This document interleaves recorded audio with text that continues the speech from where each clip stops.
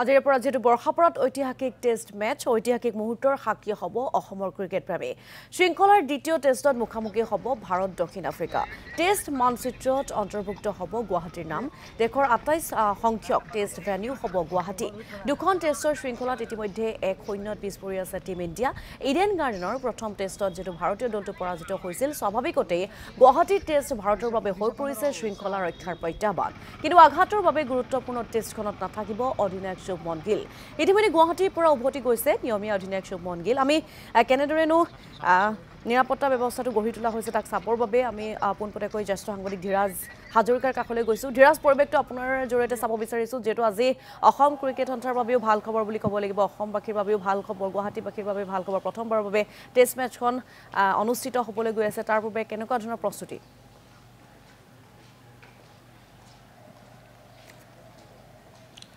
ঋতুমণি আজি অসম ক্ৰিকেটৰ বাবে এটা ঐতিহাসিক দিন কাৰণ অসম ক্ৰিকেটৰ যেতিয়া জন্ম হৈছিল সেই ৭৪ বছৰীয়া জন্মলগ্নৰ পৰা গুৱাহাটীয়ে হওক বা অসমত কোনো এখন টেষ্ট মেচ অনুষ্ঠিত কৰিব পৰা নাছিল আন্তঃৰাষ্ট্ৰীয় পৰ্যায়ত এখনো টেষ্ট মেচ অনুষ্ঠিত কৰিব পৰা নাছিল আন্তঃৰাষ্ট্ৰীয় পৰ্যায়ৰ টেষ্ট ভেন্যুত অন্তৰ্ভুক্ত হোৱা নাছিল অসমৰ নাম কিন্তু এইবাৰ সকলোতকৈ ভাল খবৰ যে গুৱাহাটীৰ নাম অন্তৰ্ভুক্ত হৈছে আৰু আজিৰ দিনটোত প্ৰথমবাৰৰ বাবে গুৱাহাটীত অনুষ্ঠিত হ'ব ভাৰত আৰু দক্ষিণ আফ্ৰিকাৰ মাজত আন্তঃৰাষ্ট্ৰীয় টেষ্ট মেচ এই মুহূৰ্তত আমি আপোনালোকক দেখুৱাইছোঁ চাওক যদিও খুব সোনকালে গেট খুলি দিয়া হৈছে পুৱা যিহেতু ৭ বজাৰ পৰা গেট খোলা হৈছে আমি দেখিছোঁ যে যিসকল ক্ৰিকেট অনুৰাগী আছে তেওঁলোকে এইদৰে ওলাই আহিছে ভাৰতীয় দলক তেওঁলোকে উৎসাহিত কৰিবলৈ ভাৰতীয় দলৰ জাৰ্চি পিন্ধি তেওঁলোকে আহিছে মই আপোনালোকৰ ওচৰলৈ আহিছোঁ ক'ৰ পৰা আহিছে আমি বঙাইগাঁৱৰ পৰা আহিছোঁ তো আপুনি যিটো ক'লে অসম ক্ৰিকেট এছ'চিয়েশ্যনৰ কাৰণে আজি গৌৰৱৰ দিন ঐতিহাসিক দিন অকল অসম ক্ৰিকেট এছ'চিয়েশ্যনৰ বাবে নহয় আজি অসমৰ বাবে গৌৰৱৰ দিন যি ভাৰত আৰু দক্ষিণ আফ্ৰিকাৰ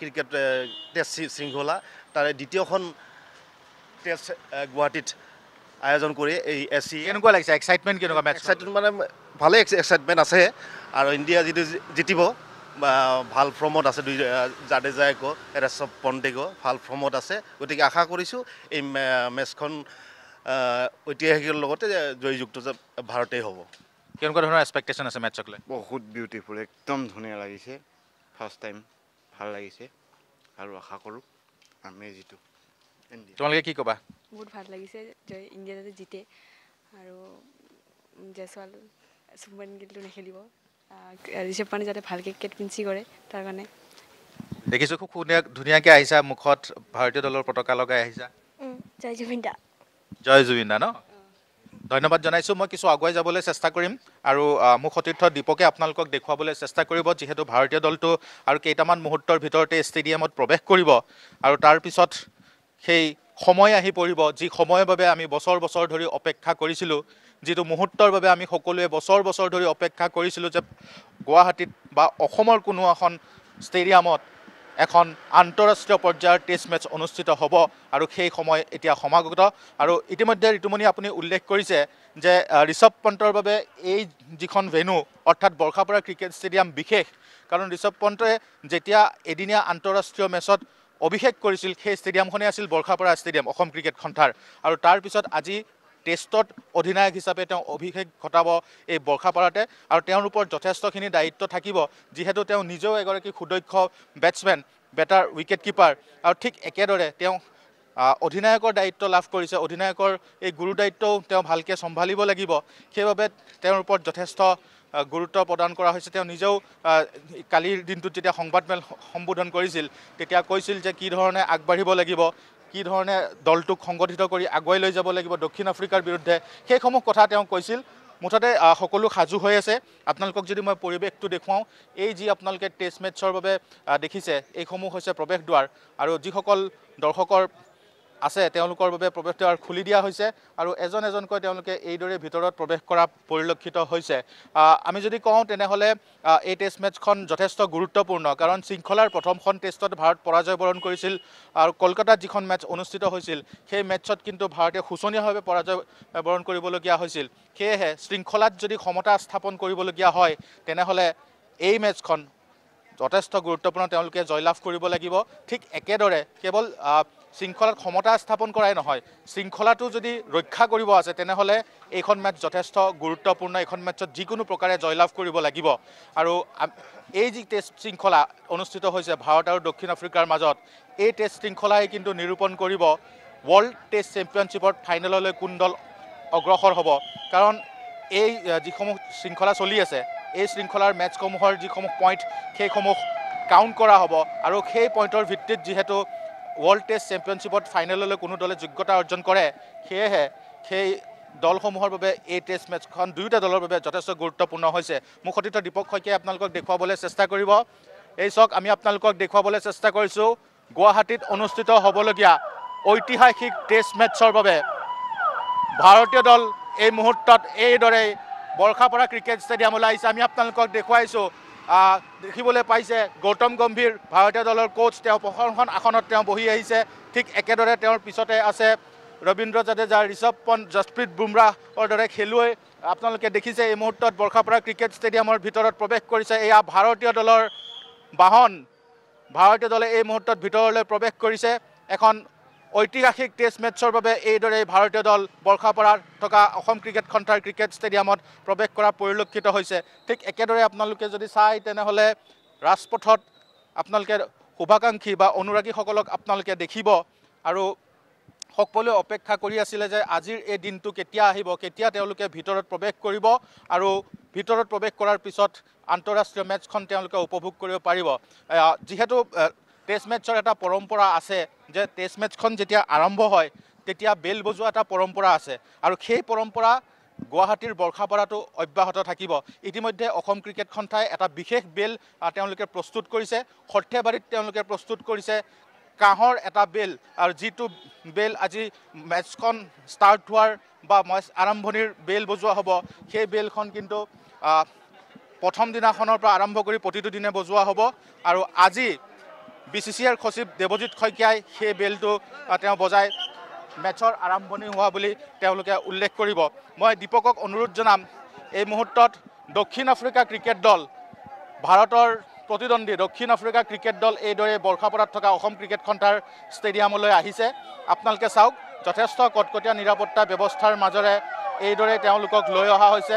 টেম্পা বাবুমা নেতৃত্বাধীন দক্ষিণ আফ্ৰিকা দলটো এইদৰে দুখন বিশেষ চাৰ্টাৰ বাছত তেওঁলোকক লৈ অহা হৈছে। দীপক শইকীয়া আপোনালোকক দেখুৱাইছে, এয়া টেম্পা বাবুমা নেতৃত্বাধীন দক্ষিণ আফ্ৰিকা দল, দক্ষিণ আফ্ৰিকাৰ খেলুৱৈসকল এই মুহূৰ্তত ভাৰতীয় দলৰ পিছত বৰ্ষাপাৰাত থকা অসম ক্ৰিকেট সন্থাৰ ষ্টেডিয়ামত প্ৰৱেশ কৰিছে। ঠিক একেদৰে আমি দেখিছোঁ যথেষ্ট উৎসাহ।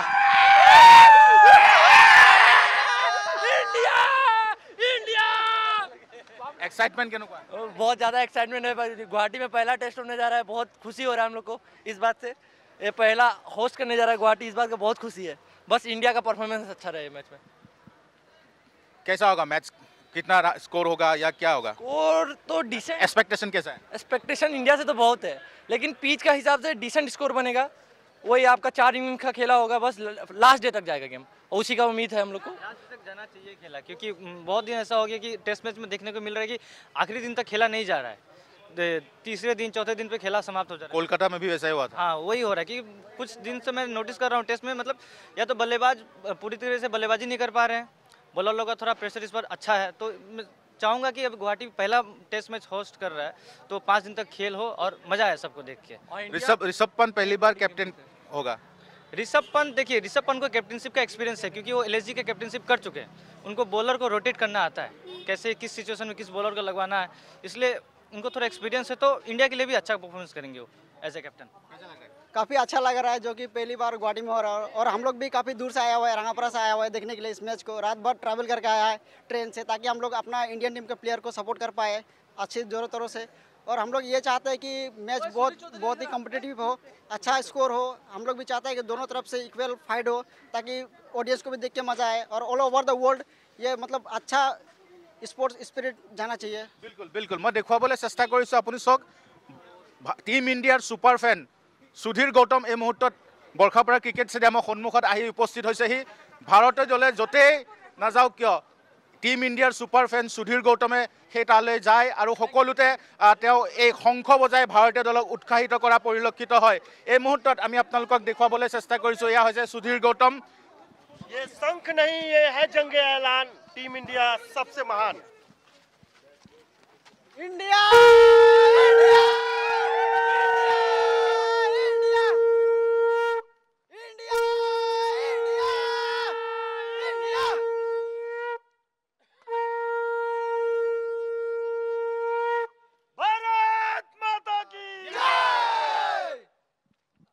सुधीर जी, ये ऐतिहासिक पल आ चुका है।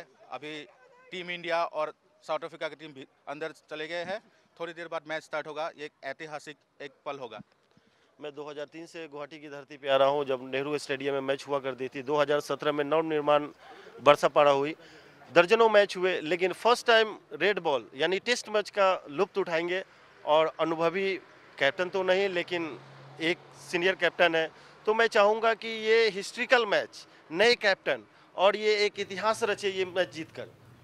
यहाँ का माहौल कैसा है, एनवायरनमेंट कैसा लग रहा है अभी? नहीं, हमेशा ही क्राउडी माहौल रहा है, और ये टेस्ट मैच इतनी सुबह सुबह है कि काफ़ी कम दर्शक नज़र आ रहे हैं। लेकिन मुझे याद है कि T20 ODI में जब इसी जगह मैं खड़े होकर टीम को वेलकम करता हूँ, तो खड़े होने की जगह नहीं होती है, लेकिन होगी। आज सैटरडे है, संडे है, फुल क्राउड होगी। टीवी में देखते हैं, तभी देखते हैं कि आप तेंदुलकर ধীৰাজ হাজৰিকা, আপোনাক আমি ধন্যবাদ জ্ঞাপন কৰিছোঁ এই মুহূৰ্তত, কিন্তু আমি পৰৱৰ্তী সময়ছোৱাত যাম। আপুনি আমাক দৃশ্যসমূহ দেখুৱাই যাব।